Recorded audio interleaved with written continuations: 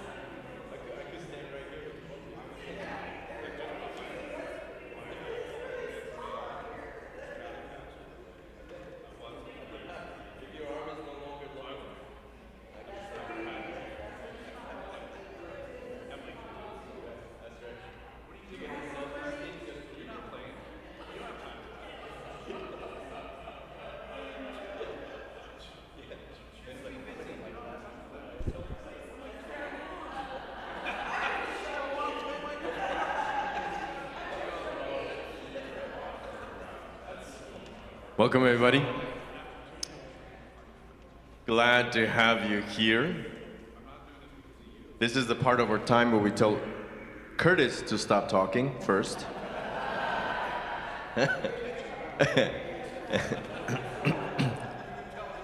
You know, one of the things that confuses me the most is that all of us in church never want to be at a business meeting.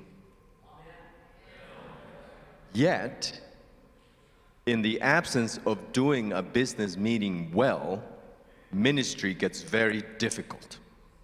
And I wish I could translate that to everybody. If we do our business meetings well, a whole lot of ministry things fall into place easier. You know, and I'll be happy to preach that in any of your churches. So I'll be glad to do that, because it does. It really, really does.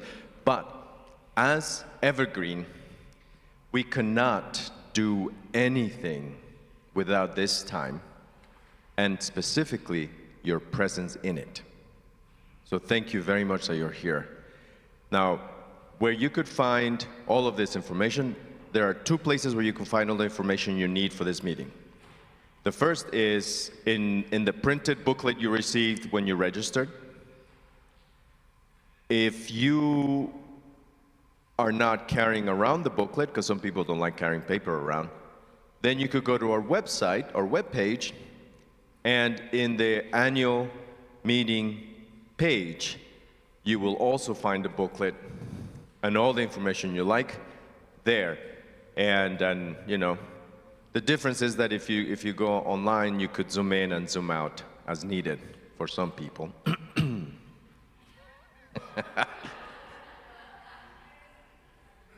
But so that's it. Any questions about where you could find the information you need to find about our meeting?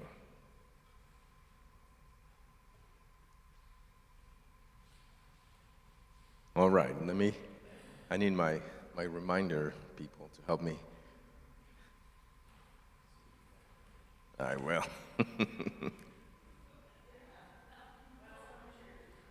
I know. So, first of all, oh no, I have glasses on. We have as always, we'd like to begin with a prayer, and this is as sacred as any other time that we have. You know, so we'll begin with that, and so let us pray. Precious God, thank you for the blessing of being together, the honor and privilege of being part of this community, the gifts that come from that, the encouragement that comes from it, and the energy that we receive that we could then share with our community beyond. We pray now that we're all willing to listen to each other, and particularly to be attentive to the nudging of the Spirit, especially in places we might think it shouldn't come from, or unexpectedly. This is a time where we listen first, and then contribute from our hearts for the sake of the community. Thank you for the time that we have today and the blessings that are in it. Amen.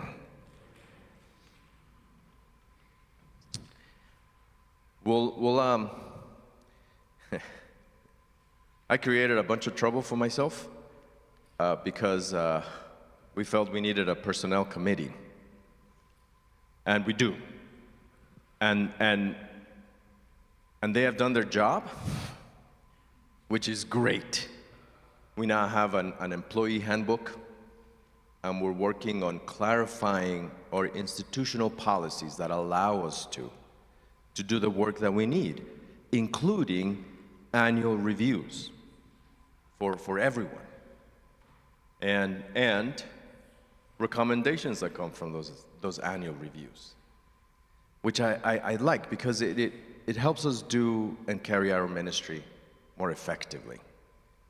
You know, so I encourage you in your churches, and we are happy to come to your space either in person or via Zoom, and work with your pastor relations and personnel committees about the nature of their job. What is most helpful for them to do? How could they support the clergy as their pastor as well as the laity?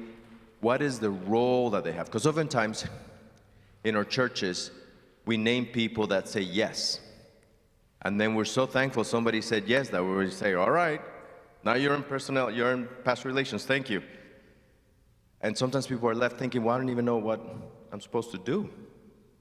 So we're happy to contribute in that sense. And one of those ways is so we like to recognize our personnel committee, who are half here, right? Is that? Yeah, and I know I'm gonna put you on the spot, but could you tell us a little bit about the personnel committee and who is in it and what you do? You have to always be prepared. That's what I was told when I came on board. Yeah, the personnel committee, I guess the history when Marcia and Clem were doing it basically was kind of like an ad hoc. You only kind of get together if we needed to hire somebody, which they didn't because it was just the two of them for years. But it was pretty clear that after we had hired, after the committee had, well, I wasn't even on the committee necessarily, Doug, then I said, we're getting kind of large here in terms of staff. So we need to have more structure. So when you start off grassroots, that's nice, but as you eventually move forward, you need some structure. So we put together a personnel committee. We are a part of the board, like a committee of the executive committee. So we report to the board of directors. And I'm the chair of the committee. We have, each caucus is represented. Paul Cho is on the committee. Liliana, she's on the committee. And Bob Siddick, he's on the committee. So, and between the four of us, we all know a little bit of personnel, but it makes it really, really significant. And we're doing some really nice things and trying to be very supportive of the staff, very supportive of Doug, and we encouraged him about his sabbatical. We're encouraging him in some other things as well as the staff. So I definitely said to him, our territory is getting wide, so we're really going to need to start thinking about adding more people, how to go about doing that. We do make recommendations to the budget committee in regards to staff salary. So it's very functional. We only meet when we really need to meet, but lately it looks like we're going to be meeting a little bit more often. But it's been a good working committee. The only edit I have is that they know a whole lot more than a little bit about HR functioning. So thank you very much. Now this is very important because Evergreen is in building a sustainable structure part of our life. You know, for the first nearly 2 decades, we were building something, creating a solid foundation. I mean, we have a remarkably strong foundation. Now we get to build a structure that helps us be more sustainable. And the paradox of that is that we want to build it in a way that it doesn't calcify it.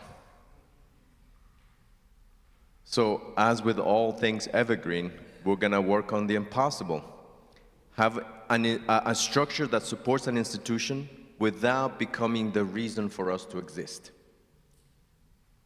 That the structure supports our purpose, but it is not and should never become the purpose for which we exist. You know, and that's, as with a lot of Evergreen things, we're never going to achieve that, but we're always going to be aiming to get as close to it as we can. So having said that, so now we get to move into, as if you remember, of our 3 steps when we gather, the first step is the community together. Here's our common agenda, the issues that we're discussing. Then we're gonna split into our caucuses to speak about it in our cultural home spaces.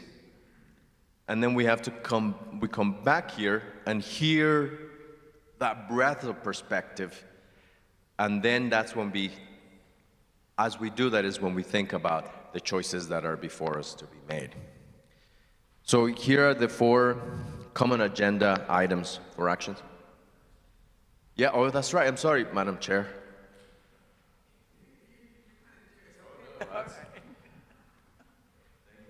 Good morning, all. Our agenda items that need to be reviewed, and hopefully everybody from excuse me, from each caucus has a copy of this, but I will read them off. Oh, I'm sorry, I didn't introduce myself. I'm the chair of the executive committee, Ernestine Robinson. Many of you may remember me from last evening. Okay, the things that we need to review in our caucuses are affirmation of the 2024 minutes, which are printed within the bulletin, approval of the 2025 budget, which again is in the bulletin, approval of the biennial meeting proposal, and that's in the bulletin as well, and the affirmation of Comunidad Mesa Abierta, and the 2025 annual meeting host. I don't know about that. Huh? Olympia First. Okay, all right.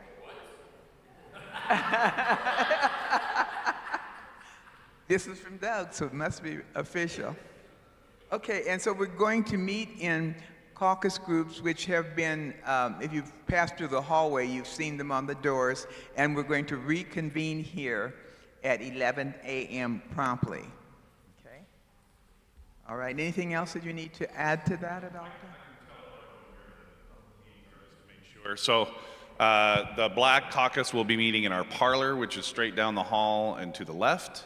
The Asian Caucus is going to meet upstairs. If you go upstairs and it's directly across the hall, you find yourself in. The Euro Caucus will be in the dining area where we eat. And then the Hispanic Caucus will be in what we call the conference room or the library, which is the room down the hall right off the dining hall on the left as you go in. Okay, we're going. I'm sorry? Okay, well, there's a couple of quick things before. Okay. Just a minute. Liliana, could you present the budget for 2025?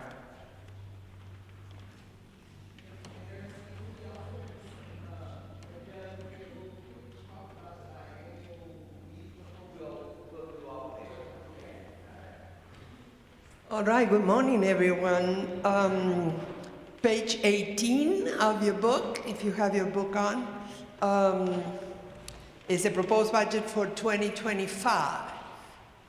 And I'm going to take you straight to the end of the budget and tell you that this is a deficit budget we're presenting, and the deficit projected is $49,500.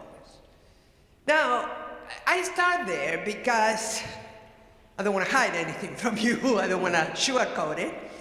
Last year, if you go a few pages further in your book and see the actual report, financial report, which we will see together later on this morning, we ended the year with a $57,000 deficit. So, 49.5 is not that bad. Not as bad. That means that we're doing better. We're doing better. The budget committee met and we worked hard, line by line, on this budget to make it as good as possible. I can tell you several things about this deficit, okay? Because this is the elephant in the room, the deficit. First of all, I don't know how you feel today after a day and a half of meetings, but I feel like Evergreen is the best region ever. Okay? Yes. I feel that our churches are the best churches ever.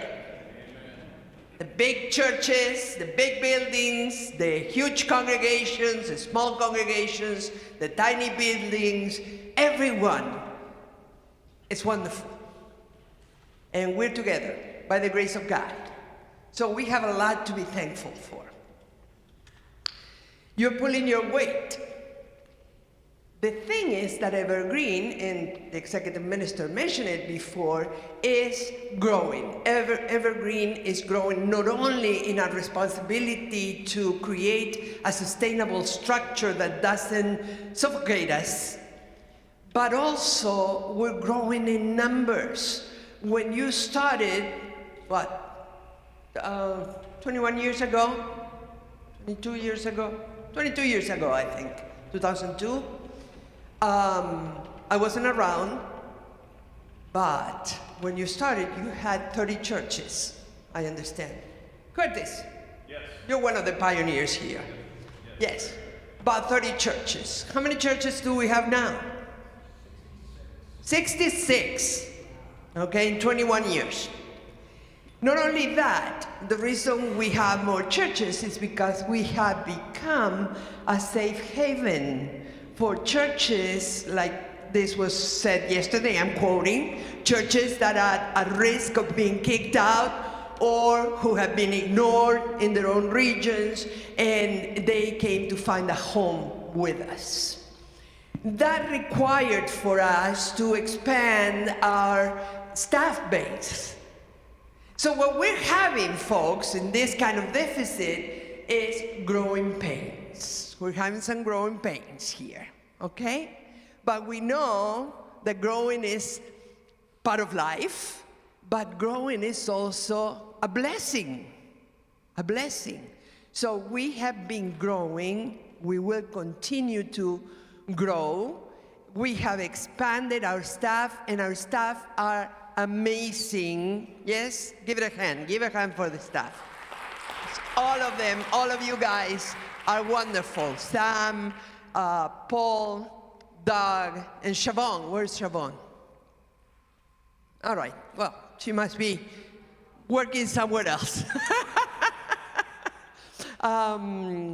So that's why we're presenting this deficit, for number one reason. Number two reason why we have this kind of deficit is because the Seattle Baptist Union, who was giving us $60,000 a year for all the years we were in existence as a boost to our coming to life and developing, this year decided to cut that in half and give us $30,000 only.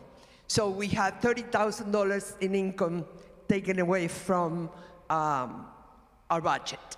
So that's another reason, okay?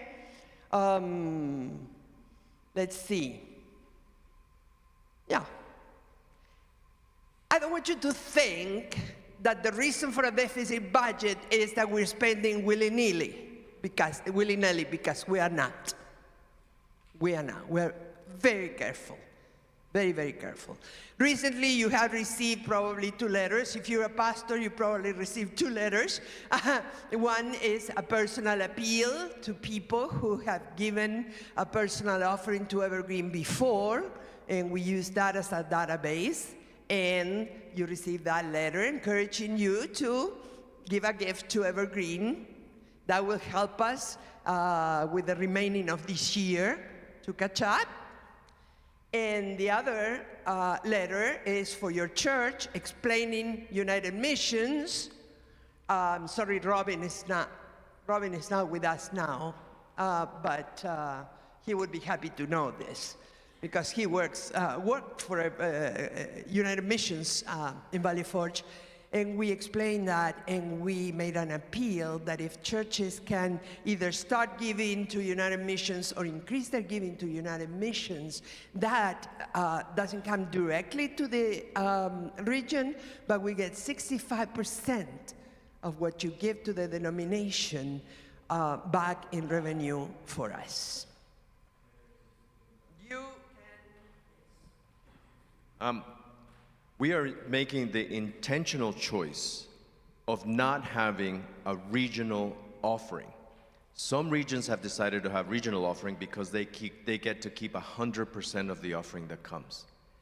We're making the choice to say that we are only going to ask our churches to contribute to United Missions because we're part of the American Baptist Church's family, and almost 40% of your giving goes to the various bodies of American Baptist churches, and we feel that is appropriate. So therefore, we are making the choice to remain encouraging our churches to do United Mission giving instead of doing regional giving for the sake and because we are participants in the family. So that's part of our contribution to the family, as well as my presence in boards and et cetera, et cetera. Much. 2 more things very quickly. One is that in the first part of the budget, the income side, almost at the end of that part, you have the 2024 budget called for, you have investment income, see that line?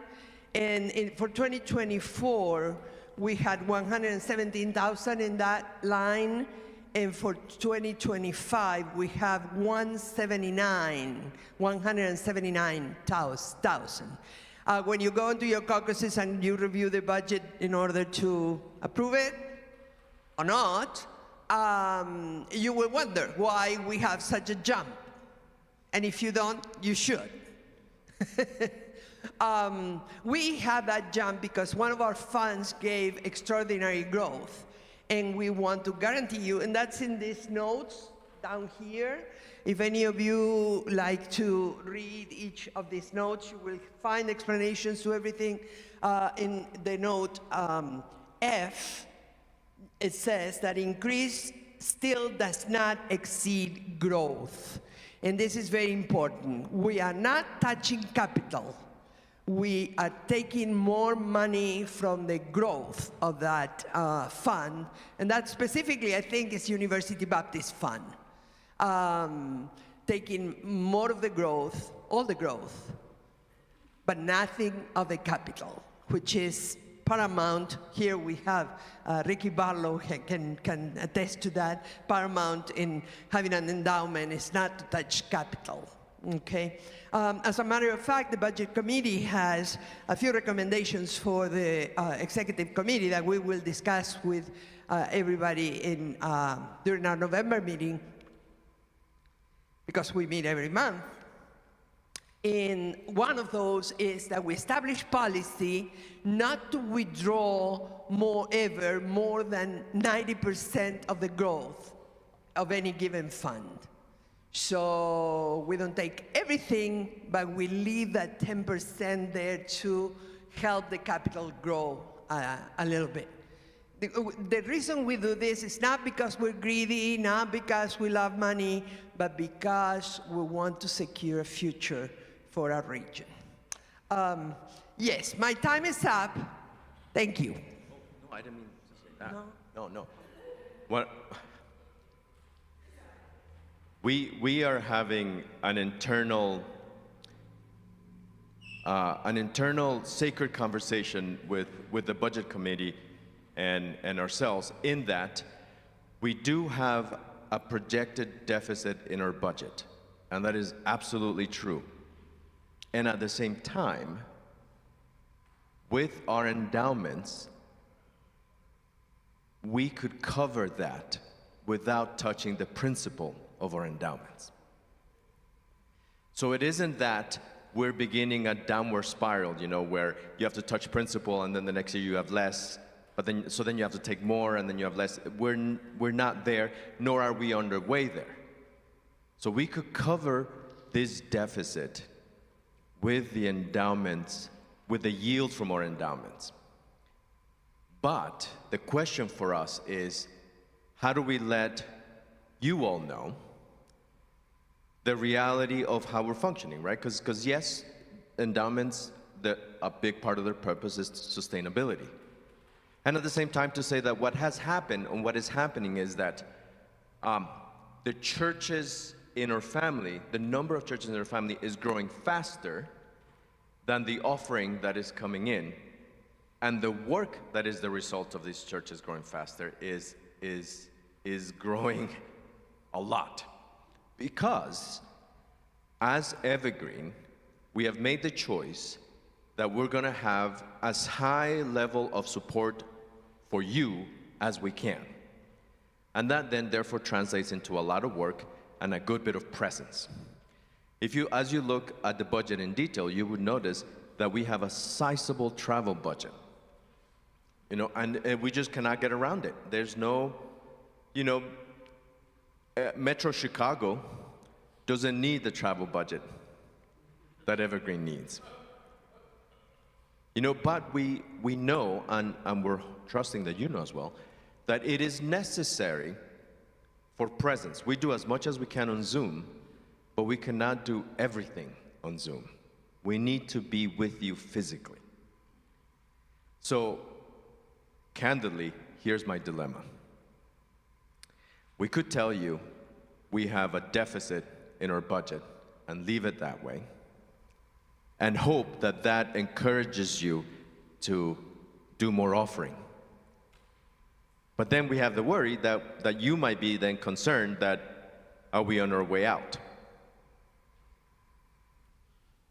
And on the other hand, we could say, but without touching, we could cover this without touching principal under 90%, so that not only does it grow, but it keeps pace with inflation. But then does that side then make the churches go, oh, we don't need to do anything about it because we have the money? So I'm stuck in the middle, you know? The question is, yes, we have this deficit on our regular operating income. Yes, we have the ludicrous blessing that the yield from our endowments could cover that deficit.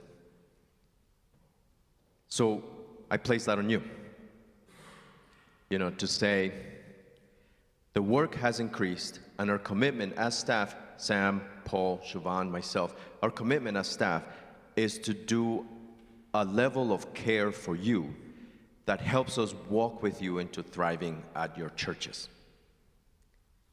And that, as Reverend Barlow reminds us, is not free. So, I place that on you. I don't often like this phrase. I don't often like the sacrificial giving phrase, you know? But I guess the way I would say is there are ways through which we could help each other. For example, some of the proposals that you will see later is, for example, like I said, one of the things we could do is to say to you, for example, we have our annual retreat, our leadership retreat. When we made the choice that Evergreen was going to cover being there, room and board, and the conference itself, and the stay, and the food, and we would just ask the churches to cover the travel there. Now, it was easier when 20 of you showed up and there were 2 of us on staff. But last year we had 66 at the annual retreat. And Evergreen was still covering it. Now, our plan is not necessarily to say, now we have to start charging for the whole thing, right? But we're also going to say, if it is within your means and your church's means, we are happy to tell you how much it costs us for you to be there, and you could contribute to that. And I don't think that's unfair or unreasonable. You know, and if your church cannot, because we know that there are spaces that cannot, then those who can could help us as a family. And as we do that for and with each other, we all thrive together. So we'll be sharing those things with you, okay? And I'll close with this. My dilemma is, it is important for us to say that we have this deficit in an operating budget. To say, this is how much it costs us. Because the other thing we could do is we could cut down in our support of churches by cutting down our travel budget and cutting down those things, right? Which are significant.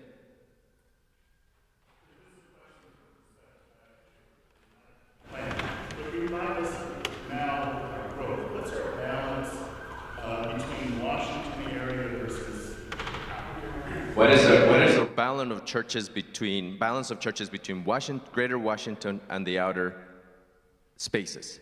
Well, we are at about 80-20, right? Like, I mean, no, not, I mean, even, I mean, the opposite. Almost 50-50. Greater Seattle churches and the other 5 states churches. In the Bay Area alone, there are 10 in Northern California alone. There are 3 in Southern California. There are 3 in Utah. There are 2 in Colorado, Idaho, Alaska. And now we have 1 in Puerto Rico, 1 in Connecticut. So anyway, I know I'm going long, but this is very important for us. You know, a way to say that, yes, we have this deficit. We have this ludicrous blessing that we could cover it within our means without beginning a downward spiral for ourselves.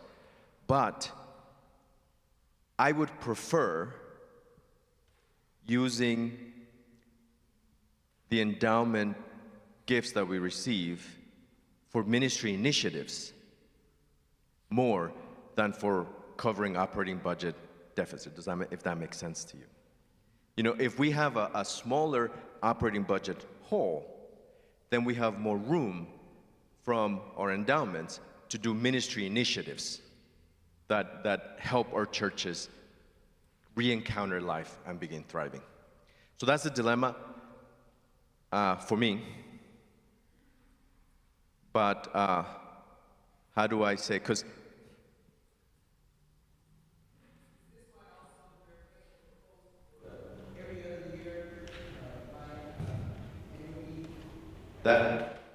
Madam Chair will take us there and we'll tell you why we're doing that. And I'll finish with this because I know I'm going over time. Yeah, Reverend Kim is going to talk about that. Last time we said we were doing, with my apologies to the SBU board that's present here. Last time we said Evergreen was healthy financially. SBU said, well, we're going to take 30,000 off because you have money. So, so when you say we're doing well, people say, well, then they don't need it. And it's the opposite. What we want to do is move away from the current church scarcity principle that says that if a space is doing well, they don't need help, so we should only help places that are about to die. And what we're saying is that the level of work we're doing is because we want to get to your churches before you get to the choice of whether it should be closed or not. And that takes a lot of work. So yes, we're doing well. And yes, we need to increase our giving, because then that would free up our endowment resources to do trainings, to bring you to things, to do capacity building, to do scholarships, all of which then helps us all, if that makes sense. So I've taken too much time, but this is important. Okay, and is someone please going to explain the approval of the biennial meeting proposal? Thanks for letting me know, guys. Anyways, page 25 of your annual meeting book, if you want to look there, there's a proposal. And this, I want to make clear, is that this is not actually a budgetary decision. This was just a recognition of that we have clusters forming in Evergreen. So the largest cluster, of course, is Washington State. The next one that is probably the second largest is NorCal, the Bay Area. And then after that, it would be SoCal. And then we have something called like the Central Mountain-ish region, so that would be like our Denver, Salt Lake City friends. And then we have some outliers, of course, Puerto Rico, Connecticut, Venezuela, Alaska. But looking at those major clusters, we realize for some churches, and especially our smaller churches, it's very difficult to keep sending people annually to these meetings, even though they are so wonderful. Many churches do want to be there. So we did an experiment recently. We had a local meeting in the Bay Area at Lakeshore Avenue. And actually the people that came was larger than our annual meeting. And that was just in the Bay Area. And so we realized if people could find these wonderful evergreen meetings and have them more accessible, wouldn't that be wonderful? So we were thinking of a possible solution being, what if the evergreen meetings became biennial, and we would meet on the years that are not of the national biennial? Because that's another challenge for churches. If they want to send them to the biennial and then send them to evergreen as well, that's a lot of money to ask for a small local church. And so what we would do, if you look here, we have a little schedule starting from 2024 to 2028 of what that would look like. And so we're meeting here in Salt Lake City. Next year, we would have the biennial. We'd still have our annual meeting in Washington State, as usual. But then if this is approved with all the caucuses, in 2026, we would have another meeting, perhaps in NorCal. And that would be our first biennial meeting, quote unquote. Then in 2027, rather than having our annual meeting, we would meet locally in one of our evergreen clusters. So for example, we could meet in SoCal. No promises, right? But, and then people could locally meet there, and then we would all meet at the biennial, the national biennial. And then 2028, we would have the evergreen biennial meeting. which would probably be in Washington State somewhere. So this is the main priority for this is about accessibility and just being strategic. We found that there are certain churches that do want to be a part of Evergreen, but it's a big ask for them if they don't know who we are to ask them to travel very far to see who we are. So if we could meet them where they are, we could have great conversations. Now, one of the secondary things, I suppose it would be less budget in some ways, but we are going to be, as a staff, traveling. We will be arranging these meetings, so we are going to be using resources still. So we don't see this as much of a budget save. This isn't about saving labor. It's just trying to make sure that all of our churches feel like they have access to us. They have that wonderful sense of fellowship and camaraderie.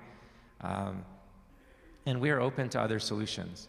So we don't by any means want to impose this upon you. We want to make sure that we all have consensus going forward. We have a very good thing going. The morale and the enthusiasm of our annual meetings is envied by many regions across the nation. So it's not like something is broken, but we're just wondering, like, how can we become a better steward and more inviting and welcoming as a region? So please consider that for your caucus meetings. Thank you. And of course, we are still willing to do the block of rooms, etc. If those of you for whom it is within your means to attend a local meeting from wherever you are, we'll be happy to welcome you and coordinate that as well. It just won't be that we're going to officially say it, right? So we'll gather locally, but if you're from elsewhere and it is within your means, we're happy if you would register and be with us.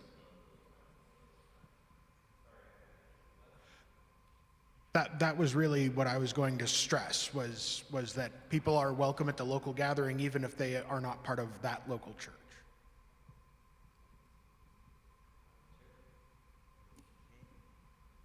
Paul, was there anything you wanted to clarify in the minutes at all?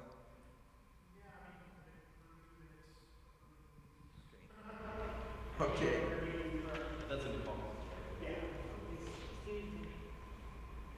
Yes, go ahead. One correction to the business session agenda. We will be affirming the 2023 minutes, but this is 2024. Yeah, I'm sorry. Yeah, I said it 24. Right, you mean 2023 is correct. Absolutely.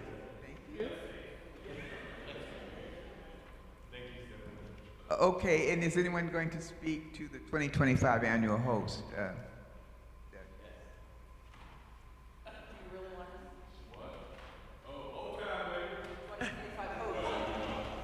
No, just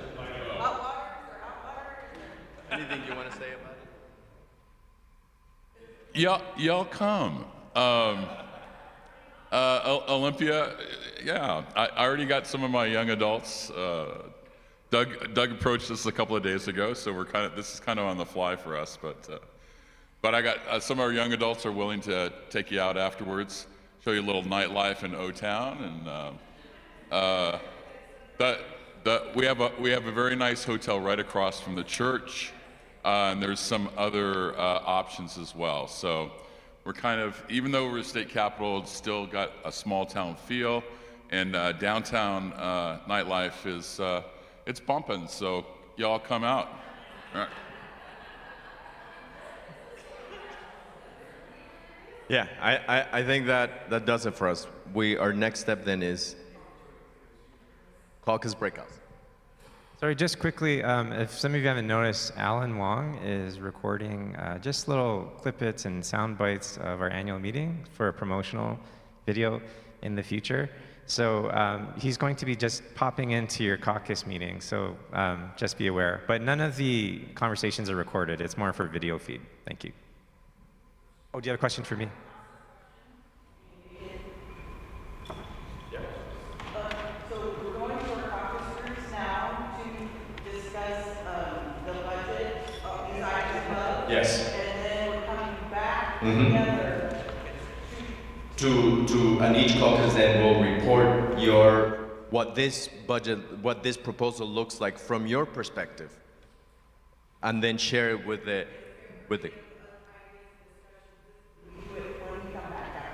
We share with each other. Yeah. Yes. Yes. And that's how we begin the consensus process. Yes.